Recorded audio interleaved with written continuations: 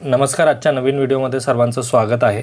आजच्या व्हिडिओमध्ये पाहणार आहोत की SIP सुरू करताना आपण कोणत्या चुका टाळायला हव्यात आणि SIP सुरू केल्यानंतरसुद्धा कोणत्या गोष्टींची काळजी घ्यायला हवी, जेणेकरून आपण ज्या म्युच्युअल फंडमध्ये SIP सुरू केलेली आहे त्याच्यामध्ये आपल्याला लॉस होणार नाही आणि जेणेकरून आपल्याला जास्तीत जास्त त्या फंडमध्ये इन्कम होईल किंवा आपल्याला जास्तीत जास्त रिटर्न्स त्या फंडमध्ये मिळतील. तर आजच्या व्हिडिओमध्ये आपण स्टेप बाय स्टेप पाहणार आहोत की कोणत्या अशा गोष्टी आहेत ज्याकडे आपण लक्ष द्यायला हवे. तर चला आजच्या व्हिडिओला आपण स्टार्ट करूयात. पण व्हिडिओला स्टार्ट करण्याअगोदर जर तुम्ही चॅनलवरती नवीन असाल आणि चॅनलला अजूनही सबस्क्राईब केलं नसेल तर चॅनलला सबस्क्राईब करून ठेवा, म्हणजे असेच इन्फॉर्मेटिव्ह व्हिडिओ तुम्हाला या चॅनलवरती पाहता येतील. आता SIP सुरू केल्यानंतर किंवा SIP सुरू करताना सर्वात महत्त्वाचा नियम म्हणजे काय तर शिस्त.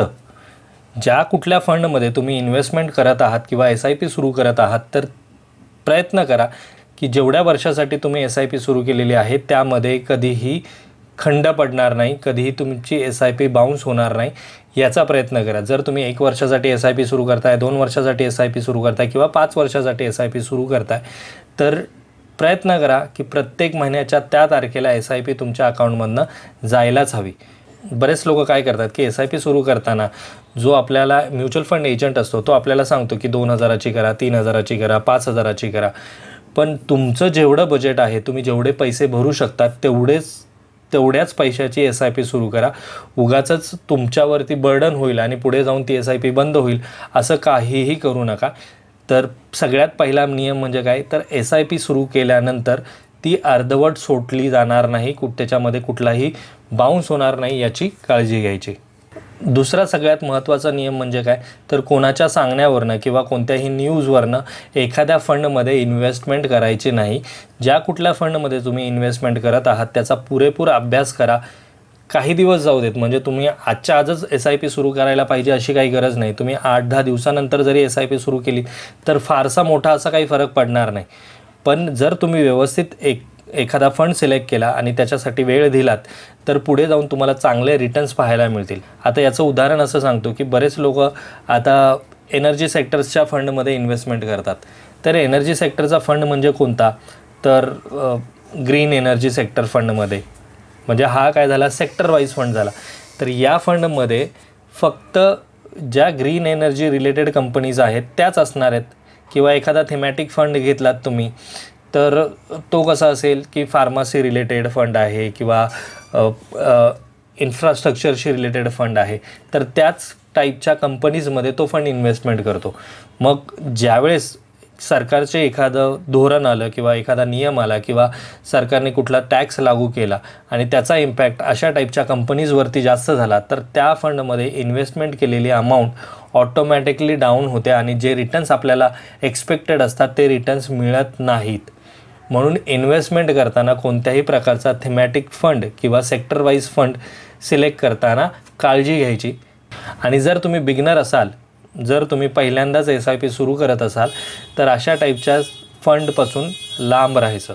तिसरा सर्वात महत्त्वाचा नियम काय तर SIP सुरू केल्यानंतर त्या SIPकडे पुढचे 6 महिने पाहायचं नाही.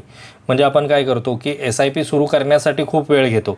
म्हणजे आपण कोणीतरी आपल्याला सांगतं की SIP सुरू करा, म्युच्युअल फंडमध्ये इन्व्हेस्टमेंट करा, पण आपण त्याचा विचार करत करत वर्ष दीड वर्ष निघून जातं. पण एकदा SIP सुरू केल्यानंतर आपण काय करतो, दर दिवसाला आज मार्केट वर गेलं मग माझ्या SIP किंवा मी म्युच्युअल फंडमध्ये पैसे गुंतवले त्याचे किती झाले किंवा मार्केट डाऊन गेलं तर माझे आता पैसे किती कमी झाले असतील हे असं बघायचं नाही. कमीत कमी तुमच्या ज्या फंडमध्ये तुम्ही इन्व्हेस्टमेंट केलेली आहे त्या फंडमध्ये पैसे इन्व्हेस्ट केल्यानंतर 6 महिन्याचा तरी वेळ द्या, जेणेकरून तुम्ही जी इन्व्हेस्टमेंट केलेली आहे हे तुम्हाला कळेल. म्हणजेच काय तर कोणत्याही म्युच्युअल फंडमध्ये जेव्हा तुम्ही इन्व्हेस्टमेंट करता तर कमीत कमी 6 महिने त्या म्युच्युअल फंडमध्ये थांबायचं आहे किंवा जास्तीत जास्त तुम्ही 1 वर्षभर त्या म्युच्युअल फंडमध्ये थांबा आणि पहा की तुम्हाला तो म्युच्युअल फंड किती % रिटर्न देतो आहे. आणि जर तुम्ही व्यवस्थित अभ्यास करून एखाद्या फंडमध्ये इन्व्हेस्टमेंट केली असेल तर टेन्शन घ्यायची गरजच नाही की वर्षभरानंतरसुद्धा तुमचा तो फंड तुम्ही सिलेक्ट केलेला आहे तो चांगलाच असणार आहे आणि त्याच्यामुळे तुम्हाला त्याचे रिटर्नसुद्धा चांगलेच मिळणार आहेत. त्यामुळे कोणत्याही न्यूजवरती आणि सतत पाहण्याने पैसे वाढतही नाहीत आणि कमीही होत नाहीत. एखाद्या कुठल्याही फंडमध्ये जेव्हा तुम्ही इन्व्हेस्टमेंट करता त्यासाठी तुम्हाला त्याला वेळ द्यावा लागेल। यानंतरचा सगळ्यात महत्त्वाचा नियम म्हणजे कोणत्याही लोकांच्या सांगण्यावरनं आपला म्युच्युअल फंड आपण चेंज करायचा नाही। म्हणजे आपल्या म्युच्युअल फंडमध्ये आपल्याला रिटर्न मिळत आहेत 14% आणि आपला मित्र किंवा आपले नातेवाईक कोणीतरी आपल्याला सांगतात की ह्या फंडमध्ये इन्व्हेस्टमेंट कर जेणेकरून तुला 20% रिटर्न मिळतील आणि मग आपण काय करतो तर आपला आहे तो म्युच्युअल फंड बंद करतो आणि नवीन SIP सुरू करून नवीन फंडमध्ये जातो जेणेकरून आपल्याला 20% रिटर्न मिळतील। पण ह्या जास्तीच्या हव्यासापोटी आपल्याला माहिती नाही की तो फंड कसा काम करतो। आपण कुणाच्या तरी सांगण्यावरनं आणि त्याच्या 1 वर्षाच्या 2 वर्षाच्या रिटर्न्सवरनं आपण कन्सिडर करतो की नाही तो चांगला फंड आहे, आपण मग त्याच्यामध्ये जायला हवं। पण तसं करायचं नाही।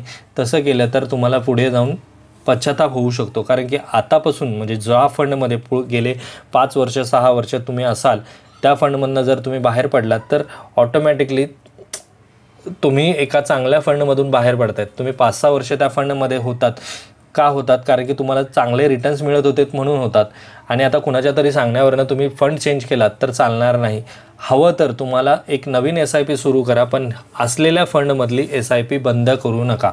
यानंतरचा सगळ्यात महत्त्वाचा नियम एकाच म्युच्युअल फंडमधील स्कीममध्ये सर्वच्या सर्व पैसे इन्व्हेस्ट करायचे नाहीत। म्हणजे जर तुम्ही 5,000ची SIP सुरू करताय किंवा 10,000ची SIP सुरू करताय आणि एकच फंड तुम्ही सिलेक्ट केलेला आहे, आपण समजून घेऊयात की एखाद्या कंपनीचा स्मॉल कॅप फंड तुम्ही सिलेक्ट केलेला आहे, तर काय होईल की ऑटोमॅटिकली जर काही चेंजेस झाले मार्केटमध्ये, स्मॉल सेक्टरमधल्या कंपनीजवरती काही प्रॉब्लेम्स आला तर स्मॉल सेक्टर कंपनीजचा लॉस होऊ शकतो आणि त्यामुळे ऑटोमॅटिकली आपल्या फंडवरती त्याचा परिणाम होऊ शकतो। माझं पर्सनल ओपिनियन असं असेल की 10,000ची जेव्हा तुम्ही इन्व्हेस्टमेंट करत असाल तर ती 10,000ची इन्व्हेस्टमेंट ही डायव्हर्सिफाईड ठेवा। म्हणजे 2,000 इन्व्हेस्टमेंट तुम्ही स्मॉल कॅपमध्ये करा, 2,000 इन्व्हेस्टमेंट तुम्ही लार्ज कॅपमध्ये करा, मल्टी कॅप फंडमध्ये सुद्धा तुम्ही 2,000ची इन्व्हेस्टमेंट करू शकता। जर तुम्हाला मिड कॅप फंडमध्ये इन्व्हेस्टमेंट करायची असेल तर त्याच्यामध्ये थोडेसे पैसे इन्व्हेस्ट करा, जेणेकरून तुम्हाला एकाच सेक्टरमध्ये किंवा एकाच टाईपच्या फंडमध्ये जर इन्व्हेस्ट केली तर पुढे जाऊन मोठा जर लॉस होणार असेल तर तो कमी होईल आणि एखाद्या फंडमध्ये तुम्हाला लॉस झाला तर बाकीचे फंड तो फंड लॉस जो आहे तो रिकवर करतील। आता अति महत्त्वाचा नियम म्हणजे काय तर शेअर मार्केटवरनं कधीही ठरवायचं नाही की म्युच्युअल फंडमधील इन्व्हेस्टमेंट चालू ठेवायची की बंद करायची।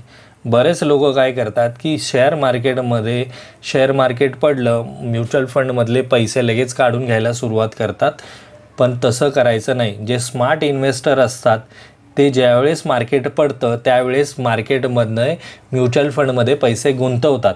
वेळेवरती त्या म्युच्युअल फंडमध्ये जे तुम्ही पैसे इन्व्हेस्ट केलेले आहेत ते तुम्हाला चेक करायचे आहेत की आपण जी इन्व्हेस्टमेंट केलेली आहे त्याच्यावरती आपल्याला बरोबर रिटर्न्स मिळत आहेत की नाही, तो फंड व्यवस्थित काम करतो आहे की नाही, कोणत्या कंपनीजमध्ये तो फंड इन्व्हेस्टमेंट करतो, हे सगळं व्यवस्थित चेक करत जायचं। पण कधी 6 महिन्यानंतर वर्षभरानंतर असं।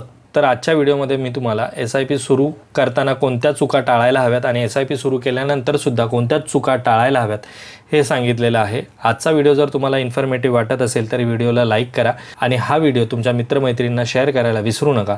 लवकरच भेटू आपण अशाच एका नवीन व्हिडिओमध्ये। तोपर्यंत बाय बाय।